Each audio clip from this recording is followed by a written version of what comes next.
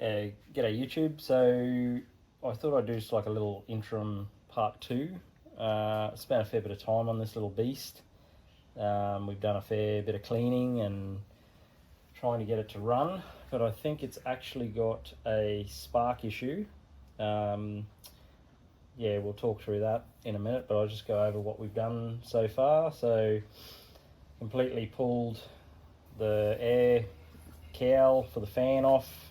We removed the stator, we pulled the rotor or the magnet wheel. I don't know what they call it. I know the stator's the bit that's fixed, so I guess the rotor, it come off. It was full of dirt and rocks and whatnot, so we cleaned all that out, thinking that might have been affecting the spark a little bit, but didn't make much difference. So we put all that back together.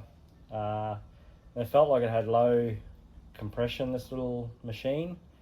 So what I might do now is just show you how we went about adjusting the valves, and seemed to make a hell of a difference to the compression because the inlet valve was actually riding.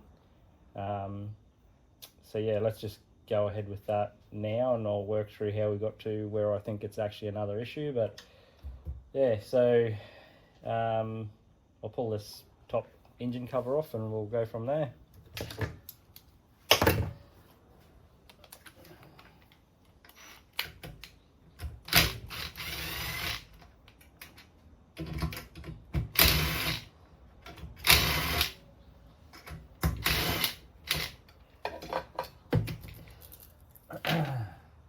I had to remake this or get a new piece of hose. This was actually cracked, so it would have been, you know, a bit of exhaust gas would have been coming back through into the, or not going back through the air cleaner. That gasket was fun to make, have a crack at it, so I had to make that. So that wasn't a fun job, but it came up pretty good. I might move these over here to see if you can see a bit better.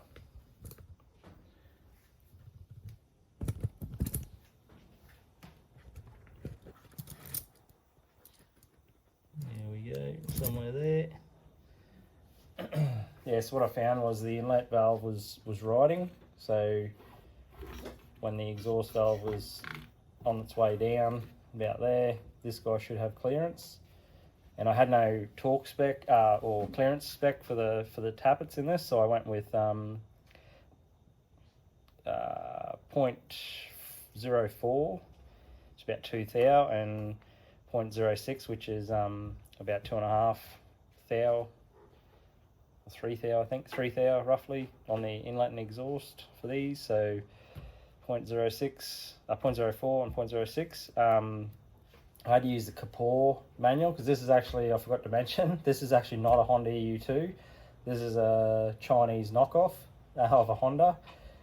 It's probably more like a GS 2000, or, you know, the actual carburetor seems bigger too. The carburetor and this engine seems physically bigger than a lot of the 2000 watt generators. It's more like a 3000, so like a KGE, Kapoor KG 3000 TE or TI, I think they are, little red ones. It looks very similar to one of them. It's definitely not a Honda, so I end up using the Kapoor manual to give me my specs. Oh, if I can find my feeler gauges, there they are.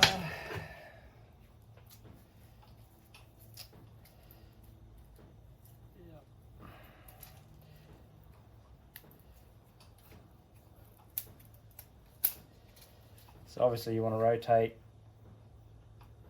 what's that, 0.0, just grab these.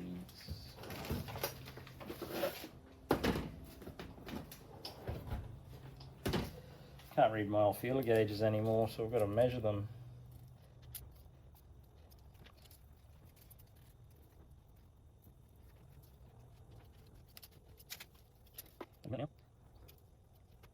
Yeah, 0.4.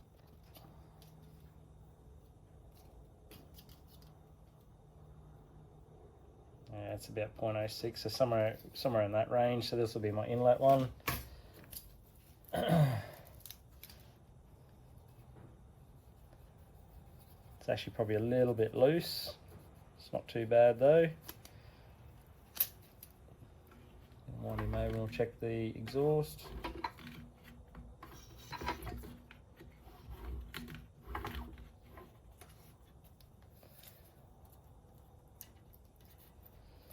Yeah, he's really good. He's just got drag on him.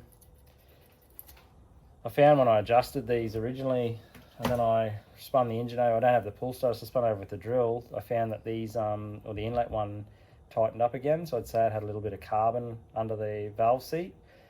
Ideally, you'd want to pull the head off and relap the valves in, but I don't have a head gasket or anything, that type of stuff. And since I've done that, it seems to be a lot better now, so I'm just going to leave it. We'll do a compression test on this anyway, and see what compression values are, and we'll go from there. Anyway, everything seems to be working in there, so let's put that back together.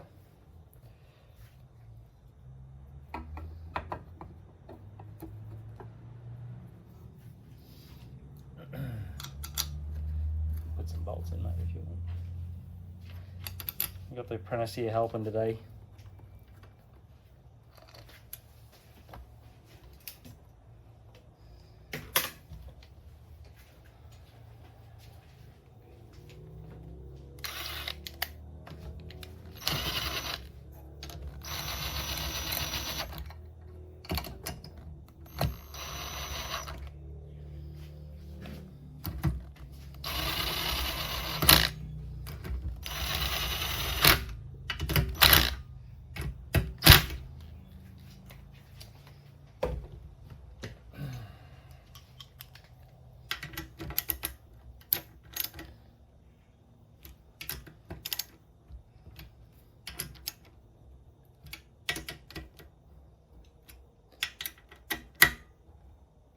Don't have any torque values, so the tappet cover in this instance is going to be elbow clip tight. You could probably just use a standard torque spec for a 6mm bolt, you know, whatever that equates to, 10, 12 Newton meters or something like that.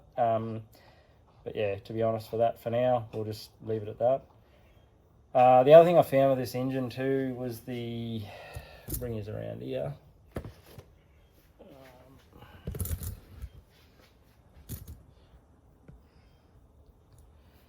Yeah, I put the airbox back on, but I cleaned the carburetor. It was full of ethanol and it was all gummed up, and I actually found that this choke lever is actually flogged out down in the bottom where the stem for the choke goes into the bottom of the carb. Is completely flogged out, so it just does whatever it wants.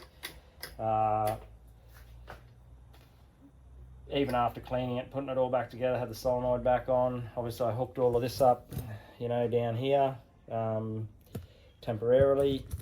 Put him all back together and wound it over, and the spark is really weak. It's like a little tiny needly yellow spark.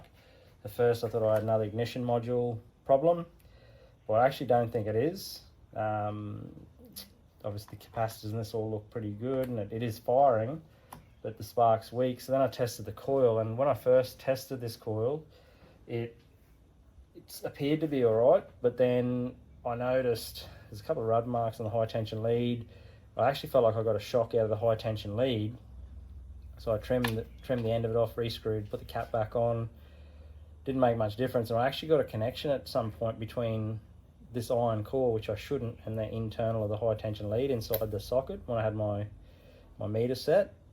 It hasn't done it again, but it just doesn't seem right, and the values on the primary side are a little bit high, what I would consider high for the ohm reading. So I'll show you how I tested that. Made up this little gadget here, which is pretty cool. You just hold him there. Yeah, so I made this little gadget up. The guy on Smokestack Forum, Deb, he had this drawing on the internet. It actually works pretty good. So essentially it's just 6 volt. Probably could use a 6 volt battery. I use this, it's off a model aeroplane I had. Old switch I had laying around. So essentially all you do is hook up your positive wire from your battery pack to one side of your switch. The other side, positive, goes to the from your switch goes to one leg of you're meant to have a 0.15 UF capacitor. This was a 0.33, that's all I had. Soldered it on, soldered another positive lead on, and then your negative from your battery pack goes to the other leg, soldered a negative onto there. So the idea is, obviously, I'm using a non-resistor plug here too. There's an auto light plug, but it's a non-resistor one. This is meant to have a resistor plug, but so it should spark better with this plug. And you'll notice when we hook him up, we put our negative into our negative, which in this case is the yellow and green wire. Now positive goes into here, beauty. And then you need a ground, so I just used a jumper cable to, well, I left this a bit long so I could clip a jumper cable on. And you go back to your spark plug. Essentially the idea is when you press this button, you should get a really good spark.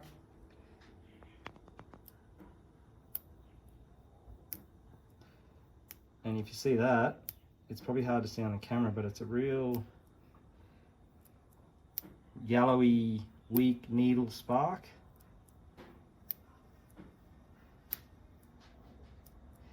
And I reckon it doesn't fire every time either, but yeah, anyway, it's a very fine, crappy looking spark.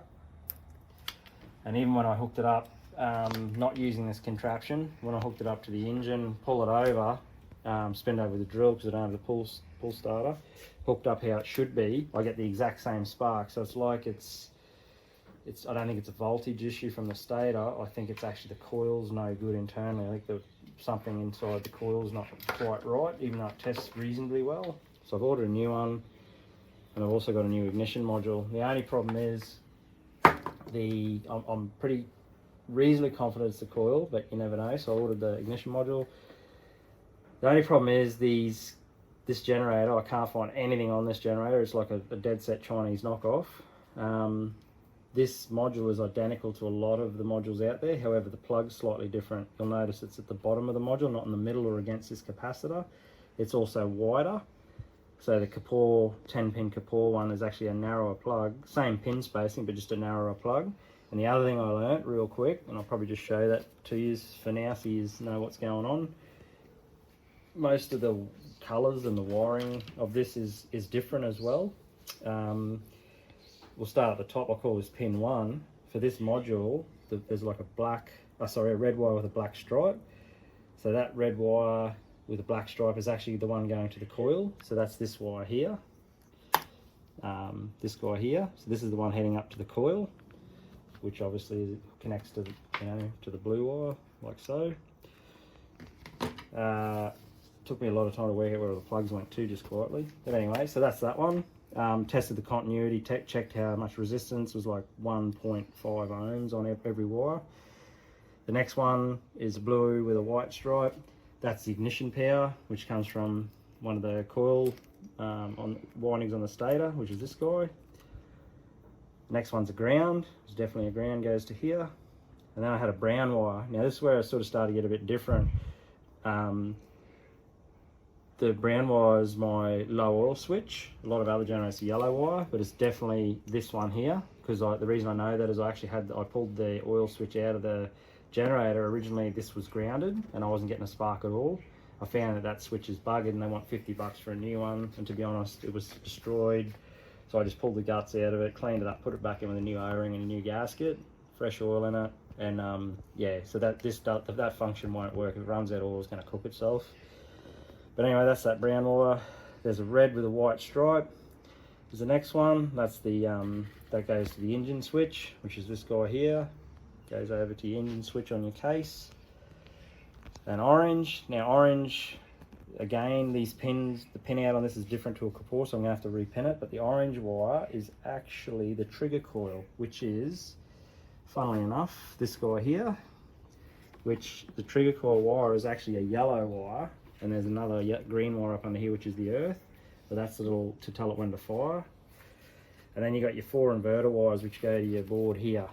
And this wire, there's normally on the most generators, you got a grey, a brown, a white, and a black.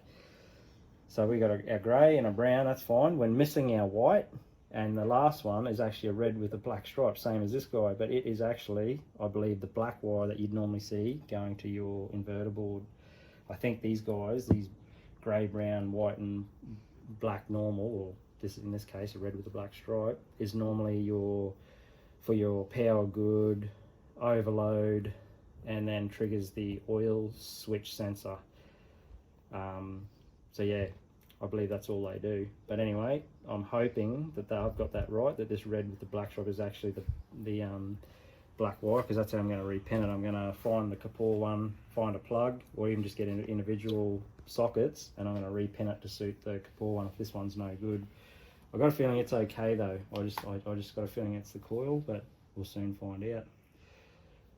Anyway, I could probably plug it in, plug the coil in and turn it over, but it's no point. I know it acts exactly the same as on the test bench here, so I won't bore you with that. We had to do a little repair here. Young bloke glued this back in with some hot melt glue. It was broken, so it's all re-secured. We spent a lot of time cleaning. You want to show them the parts. We went over all the parts with a gurney and degreaser and cleaned everything up. Used a heat gun to go over all the cases to get all the white sun effect stuff off. It came up really nice. Went over, found every single bolt. There was a couple missing, a couple screws missing. We found all of them. We put them all back in the right places, so we got a really good understanding how everything goes. So all I'm waiting on at the moment is a new coil, a spare ignition module, and the carburetor. So as I said, this is no good. So I've ordered a new carburetor, but I think I might have made a mistake. Originally I thought this was a KGE 3000 engine, and it may well be. It's quite large for the size generator, but I've ordered the 3000 size for the 3000 watt generator, and maybe I should have gone the one for the 2000 watt. But the pattern, the way the machining on the front of the carb only matches the 3000 size carb that I could see. I'm going to try it first. If that don't work, I'll swap some jets around. If that doesn't work, I'll order a 2000 size carburetor. They're fairly cheap, they're like 35 bucks, so Australian. So yeah, that's where we're at. I can't get it to fire in its current configuration, so I'm pretty much at a standstill again. But I've done all the grubby work, all the cleaning and the tidy up. Put a bit of hose on, new hose clamp on here, new hose here, fresh oil, new plug. Yeah, it's had a good once over. I'm just hoping that the inverter does actually output some power when I get it to run. And not sure what else I can show you for now. Everything else on the inverter tests out really well. It all seems to work. So I'm just hoping that once I get the parts, we can give it a run and see if this actually puts out some power. And if it does, I'll be very happy because it's worth putting back together then. Yeah, sorry guys, I might just do a little quick compression test. I never use my compression tester, so I might as well do it. It seems okay now that I've adjusted the valves, this little engine, but wouldn't mind spinning it over and seeing what reading I get, and then I'm going to go and compare it to my either my Kubota or my Honda and see what it reads at. This engine will have a decompressor in it, so it should be low. I'm expecting less than 50, probably I reckon 40 and up would be fair. Maybe 50, 55 would be excellent, but yeah, let's give it a whirl and see what happens. I did put a resistor plug back in here when I was trying to start it, so it's a cheap Chinese one anyway. No offense. I like NGK plugs.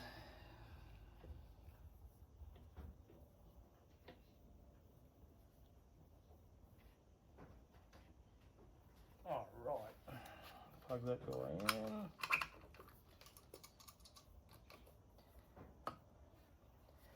Because I don't have a pull starter, we're using our drill, poor old drill.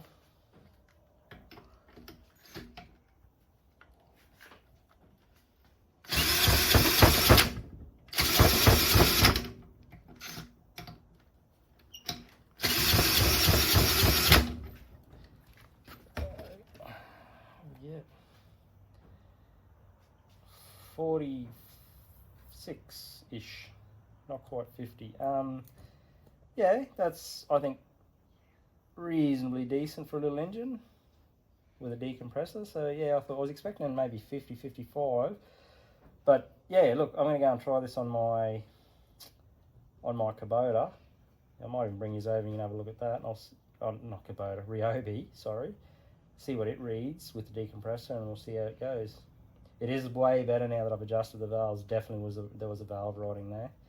I'm going to have to run it till it gets hot because I don't want to pull the head off and relap valves, but I reckon there's a bit of carbon in there because, like I said, I ran it or turned it over the drill and they actually tightened up again, but now I've readjusted them, they seem fine. But obviously after I've run it for a couple of hours, I'll recheck them. Anyway, let's go and have a look at the little Ryobi and see what it puts out. So we'll do a little compression check on this guy just to compare it. I'm just interested to see what they put out with the decompression system to see if that engine over there is actually in reasonably good nick.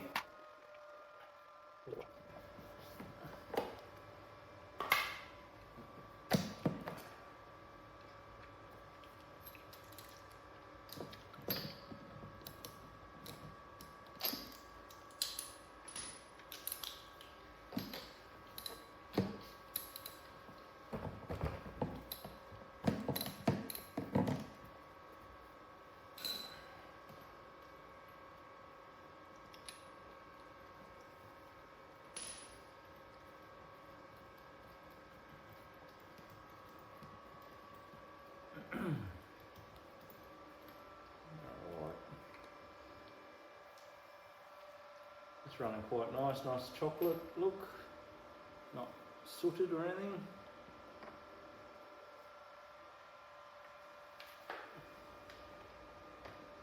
This has actually been a great little Jenny, this one. I built a little, I'll show you in a minute, I built a little separate tank so I can hook my Honda and this guy together. Now I know they parallel together quite happily.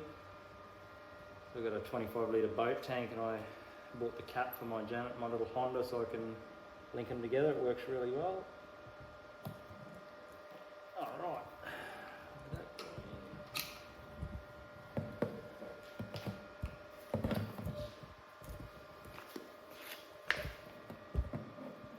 You guys keep an eye on that.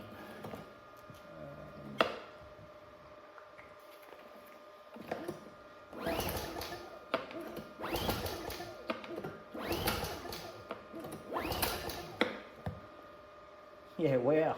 So, this little Eu20i, this is a brand new machine virtually, it only puts out 20 PSI with 4 good pulls. It has a really good decompression system in this guy. Yeah, that's unreal. No wonder it's easy to pull over.